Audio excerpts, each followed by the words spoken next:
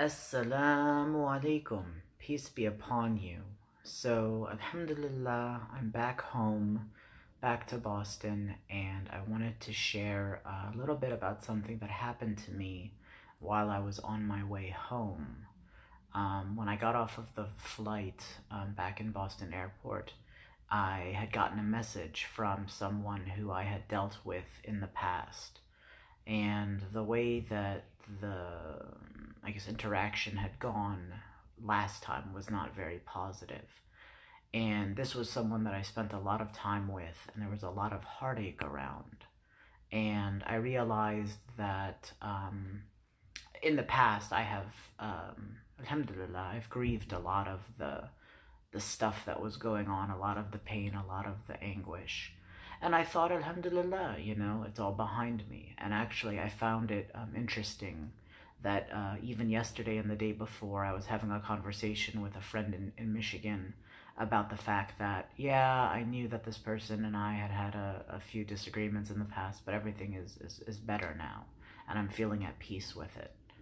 Sometimes Allah will show us what we need to do work on by reintroducing and sparking up old memories in order to help us purge ourselves of that poison. So when this interaction happened, it was completely out of the blue. It wasn't expected. And, there was a lot of hurt. There was a lot of pain and there was a lot of grief that came back to the surface. And one of the things that it reminded me of is that out of the mercy of Allah, sometimes we're doing really well in our lives, and you may wonder, why is it that when everything is going well in my life, that's when all of a sudden something happens and everything falls out of control? To me, it's a blessing that Allah gives us, that He doesn't overwhelm us when we're still trying to struggle through something with another challenge, but He waits until we've regained our composure and we've gotten a little bit of our strength back. And then He introduces us and reveals to us, hey, there's still a little bit of work to do here.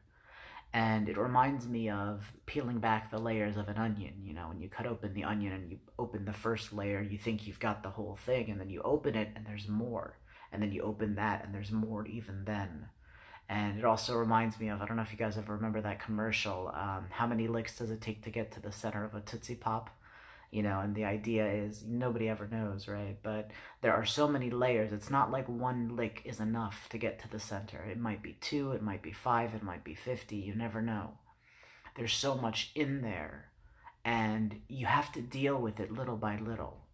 And another example that comes to mind is when you are dealing with, imagine that you're washing the bathroom bathtub, right? And it's been a while since you've washed it last time.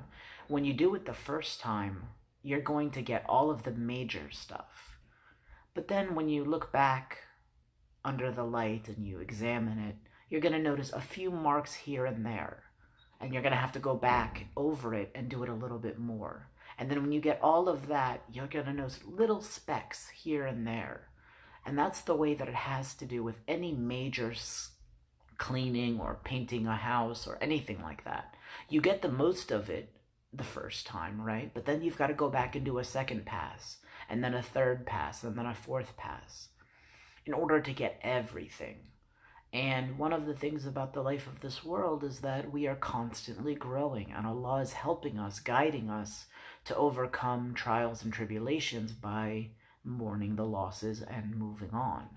And so you may find that you deal with some of these challenges and you get the big stuff, and then you may look again a second time and say, oh wow, I missed something. Let me now try to get that part.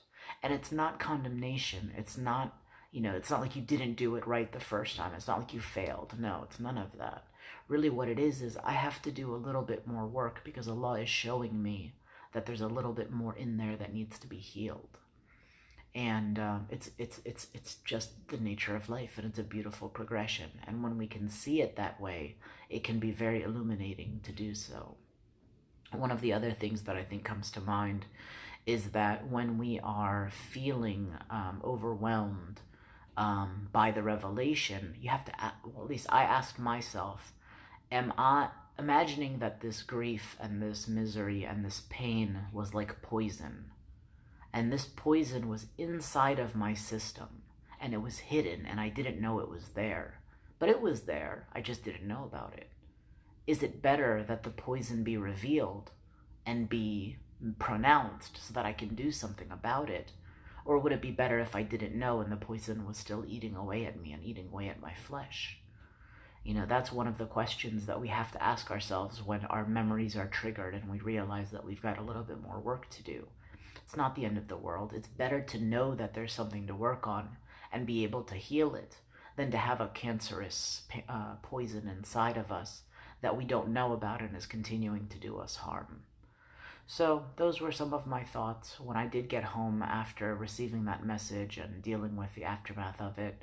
I decided to go home. I decided to have another morning session and grieving the pain and experiencing the anger, switching to sadness, and then transition. And I'm feeling a lot better.